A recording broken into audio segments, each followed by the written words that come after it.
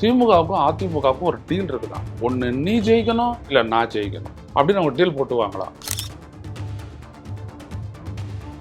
திமுக தலைமையும் அதிமுக தலைமையும் டீல் போடுறாங்கன்னு வச்சுக்கோங்க. அதுக்கு எப்படி அது ஜனங்களை கட்டுப்படுத்தும், இல்லை ஜனங்களுக்கு எப்படி அதில் ரியாக்ட் பண்ணுவாங்க? விக்கிரவாண்டி மாநாட்டில் என்ன சொன்னாங்க? தனிச்சு தான் போட்டியிட போகிறோம், ஆனால் நம்முடைய நாடி நம்மளோட நிலைப்பாட்டுக்கு ஏற்றுக்கொண்டு வருபவர்களை அரவணைப்போம், கூட்டணியில் இடம் கொடுப்போம், ஆட்சியில் இடம் கொடுப்போம் அப்படிலாம் நீங்கள் பேசுறீங்க.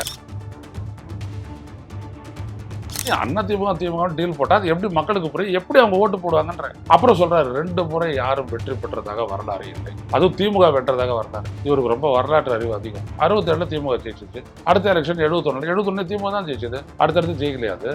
ஏதோ ஒன்று கேட்டுக்கிட்டு வளர வேண்டியது. வணக்கம் தொடர்களே, ருச செயல் வாயிலாக என்று மீண்டும் உங்களை சந்திப்பதில் பெரும் மகிழ்ச்சி அடைகின்றேன். 10 நாளைக்கு ஒரு முறை வந்தாலும் பேசுற ஒரு பொதுக்கூட்டத்திலையும் ஒரு ஆச்சரியப்படத்தக்க, நாமெல்லாம் அறியாத ஒரு விடயத்தை சொல்லுவது விஜய்க்கு வாடிக்கையாகிவிட்டது.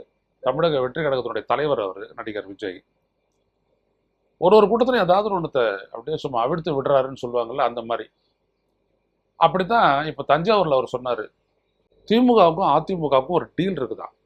ஒன்று நீ ஜெயிக்கணும், இல்லை நான் ஜெயிக்கணும் அப்படின்னு அவங்க டீல் போட்டுவாங்களாம். நீ ஜெயிக்கலைன்னா நான் ஜெயிக்கணும், நான் ஜெயிக்கலைன்னா நீ ஜெயிக்கணும் அப்படின்னு ஒரு டீல் போட்டுக்கிட்டு தான் அவங்க இவ்வளோ நாளாக தேர்தலை சந்திக்கிறாங்களா. அவர் சொல்கிறாரு, நான் கேட்குற திரு விஜய் அவர்களே, எப்படி அந்த டீலை போட்டுக்க முடியும்? திமுக தலைமையும் அதிமுக தலைமையும் டீல் போடுறாங்கன்னு வச்சுக்கோங்க. அதுக்கு எப்படி அது ஜனங்களை கட்டுப்படுத்தும், இல்லை ஜனங்களுக்கு எப்படி அதில் ரியாக்ட் பண்ணுவாங்க கேட்குறேன். அதிமுகவுக்கு வாக்களிக்கணும்னு நினைக்கிறவன் அதிமுக வாக்களிக்க போகிறான், திமுகவுக்கு ஓட்டு போடணும்னு நினைக்கிறவன் திமுக ஓட்டு போட போகிறான். இப்போ ஸ்டாலின் அரசு இருக்குது, அவங்க என்ன மக்களுக்கு நல்லது பண்ணியிருக்கிறாங்க அப்படின்றத பொறுத்து அவருக்கு வாக்களிக்க போகிறாங்க. இல்லை அதில் திருப்தி படலை அப்படின்னம்னா அதிமுக பாஜக அணிக்கு அவங்க ஓட்டு போடுவாங்க.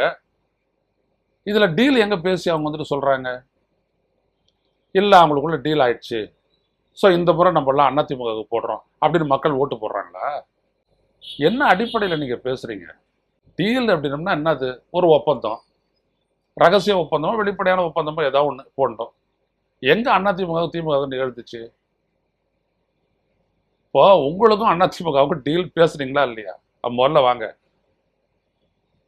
விக்கிரவாண்டி மாநாட்டில் என்ன சொன்னாங்க? தனிச்சு தான் போட்டியிட போறோம், ஆனால் நம்முடைய நாடி நம்மளோட நிலைப்பாட்டுக்கு ஏற்றுக்கொண்டு வருபவர்களை அரவணைப்போம், கூட்டணியில் இடம் கொடுப்போம், ஆட்சியில் இடம் கொடுப்போம் அப்படிலாம் நீங்க பேசுறீங்க சரிதான். ஆனா வெளியில என்ன பண்ணீங்க? அதிமுகவோட பேசிட்டு இருக்கிறோன்றதை நீங்க என்கிட்டே சொன்னீங்களா இல்லையா? அதிமுகவோட பேசிட்டு இருக்கிறோம், அவங்களுடைய ஆதரவோட நான் முதல்வர் ஆகிறது, இதுக்கு தான் நம்ம ஆட்கள் பேசிட்டு இருக்கிறாங்க அப்படின்னு நீங்க சொன்னீங்களா இல்லையா? நான் கூட கேட்டேன், இப்படிலாம் நடக்குமா?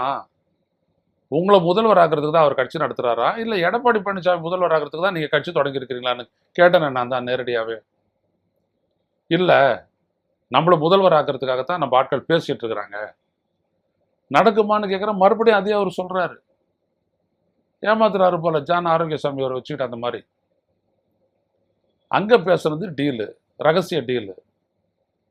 அதாவது அதிமுக இவங்களும் கூட்டணி வச்சு போட்டியிட்டு ஜெயிச்சு விஜய முதல்வராக்குவாங்களா அப்படி நினைச்சுக்கிட்டு, அதுலயே தெரியல உங்களுக்கு எவ்வளவு தூரம் அறிவு இருக்குது அப்படின்னு, அரசியல் அறிவு இருக்குன்னு.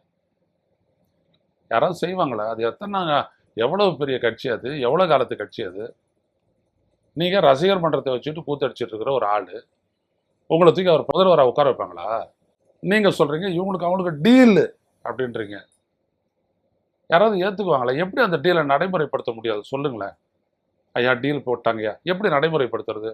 இப்போ நீங்களும் அதிமுக டீல் போட்டீங்க சொல்லுவீங்கல்ல, நாங்கள் 2 பேரும் கூட்டணி போட்டோம், எங்களுடைய கூட்டணியுடைய முதல்வர் வேட்பாளர் நான் தான் அப்படின்னு சொல்லிட்டு மக்கள்கிட்ட சொன்னாதானே ஓட்டு போடுவாங்க.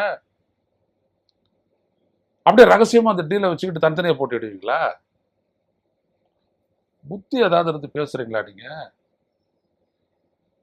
எதையாவது ஒன்றத்தை தூக்கி விட வேண்டியது காத்துல. யாரும் கேஸ் போட போறது இல்லை, ஏன்னா தேர்தலில் எல்லாமே பேசலாம். மோடி சொல்லலையா, அப்படியே வெளிநாட்டு வங்கிகளில் இருக்கக்கூடிய கருப்பு பணங்களை எல்லாம் விட்டுட்டு ஒருத்தருடைய கணக்குலையும் 5 லட்சம் போடுவேன் அப்படின்னாரு. வருடத்துக்கு 2 கோடி பேருக்கு வேலை வாய்ப்புனாரு. அப்படி என்னென்னவோ எடுத்து விட்டாரு. கடைசியில் என்னடான்னு கேட்டா, உள்துறை அமைச்சர் அமித்ஷாவும் நெடுஞ்சாலைத்துறை அமைச்சராக இருந்தார் அவரும் என்ன சொல்லிட்டாங்க, ஜும்லாட்டாங்க. தேர்தல் ஜும்லா. தேர்தல் காலத்தில் அதெல்லாம் சொல்கிறது தான், அதெல்லாம் சீரியஸாக எடுத்துக்காது. ஜும்லா அப்படின்ட்டாங்க, அடிச்சு விடுறது அப்படின்ட்டாங்க. அந்த மாதிரி ஒரு பண்ணுறாரு போல இவர். நீ அதிமுக டீல் போட்டால் அது எப்படி மக்களுக்கு புரியும், எப்படி அவங்க ஓட்டு போடுவாங்கன்ற. அப்புறம் சொல்றாரு, 2 முறை யாரும் வெற்றி பெற்றதாக வரலாறு இல்லை, அதுவும் திமுக வென்றதாக வரலாறு இல்லை. இவருக்கு ரொம்ப வரலாற்று அறிவு அதிகம். 67 திமுக ஜெயிச்சிச்சு. அடுத்த எலெக்ஷன் 71 திமுக தான் ஜெயிச்சது. அடுத்தடுத்து ஜெயிக்கலையா? அது ஏதோ ஒன்று கேட்டுக்கிட்டு வளர வேண்டியது. மக்கள் வந்துட்டு, ஓ வரலாற்றில் அடிக்கடி ஒரு தடவை வந்துச்சுன்னா அடுத்த தடவை நம்ம போட்டது இல்லையே, இந்த தடவை மாற்றி போடும் அப்படின்னு நினச்சி ஓட்டு போடுவாங்களா? ஏன் இப்படி லூசு தனமாக வளர்றீங்க? கேட்கறதான் கேட்டுக்கிறீங்க, நல்லா கேட்டுக்கிட்டு வாங்களேன். மக்கள் அப்படியே ஓட்டு போட போகிறாங்க. அப்போது இந்த முறை திமுக ஜெயிக்காது. அப்படியே திமுக எதிரியாக காட்டுற நீ. அப்போ இந்த முறை யார் ஜெயிக்கணும்? அதிமுக பாஜக. அவங்களெல்லாம் நீ எதிரியாக காட்டணும். நீ ஏன் திமுக எதிரின்னு சொல்லிட்டு இருக்கிற? தீய சக்தின்ற மாற்று தீய சக்தியை.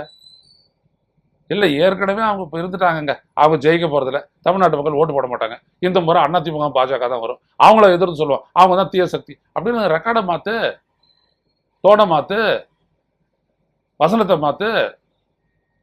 அப்படியும் சொல்கிற இப்படியும் சொல்கிற, குழம்பி போய் கிடக்கிற. குடிகாரம் பேச்சு விடிஞ்சா போச்சு அப்படின்ட்டு நீ விடிஞ்ச உடனே பேசிட்டு அதுக்கப்புறம் போயிட்டு படுத்துடுற. அடுத்த தடவை வந்துட்டு அதை பற்றி எந்த செய்தியுமே கிடையாது. ஏன் விஜய் இப்படி பண்ணுறீங்க? தமிழ்நாட்டு அரசியல் களத்தில், அரசியல் வரலாற்றில் பெரிய கோமாளியாக நீங்கள் வந்துட்டு பதிவாவீங்க. நீங்கள் சொல்கிறத ஒருத்தராவது கேட்பானா? முன்னாடி இருக்கிற ரசிகர்கள் ஒன்று கத்துவான், விசில் அடிப்பான், பிக்கல் அடிப்பான், ஏதோ ஒன்று. அதை விடுங்க.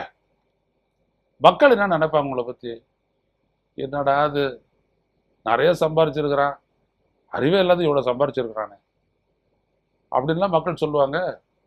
எனவே விஜய் அவர்களை வந்து பேசுறதுக்கு முன்னாடி அந்த பேசுகிற விஷயத்தில் அடிப்படை என்னன்னு கொஞ்சம் யோசிக்கலாம். எல்லாருக்கும் அந்த திறனை வந்துட்டு இறைவன் கொடுத்துருக்கிறான் படைப்பு ரீதியாக. இதுக்காக நீங்கள் இன்னொரு பிறவிலாம் கூட எடுக்க வேணாம். இந்த பிறவிலேருந்து உக்காந்துக்கிட்டு வீட்டில் அப்படியே சும்மாவோ இல்லை ஏதோ ஒன்றத்தை செஞ்சுக்கிட்டோ அப்படியே யோசிங்க. நம்ம நாளைக்கு எப்படி சொல்ல போகிறோமோ, அது சரியாக வருமா அப்படின்னு யோசிங்க. எதையும் யோசிக்காமல் உளறி கொட்டி உங்களோட மரியாதையை நீங்கள் கெடுத்துக்காதீங்க. ஏற்கனவே கெடுத்துக்கிட்டீங்க, இதுக்கப்புறம் கெடுக்கிறதுக்கு என்ன இருக்குன்னு கூட கேட்கலாம். கோர்ட் வரைக்கும் போயிட்டு கெடுத்துக்கிட்டாச்சு, அப்புறம் என்ன இருக்குது? இதுக்கப்புறமாவது ஃபர்தராக கெடுத்துக்காத இருக்குங்க. இது ஒரு வேண்டுகோள். மீண்டும் சந்திப்போம் தொடர்களை. நன்றி, வணக்கம். ஊடகம் கார்ப்பரேட் அரசியல்வாதிகளின் கைப்பாவையாக அடிமைகளாக இருந்தது போதும்.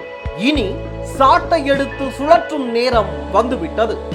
ஊடகம் பொதுமக்களாகிய உங்களுக்காக, உங்களாலேயே இயக்கப்பட வேண்டும்.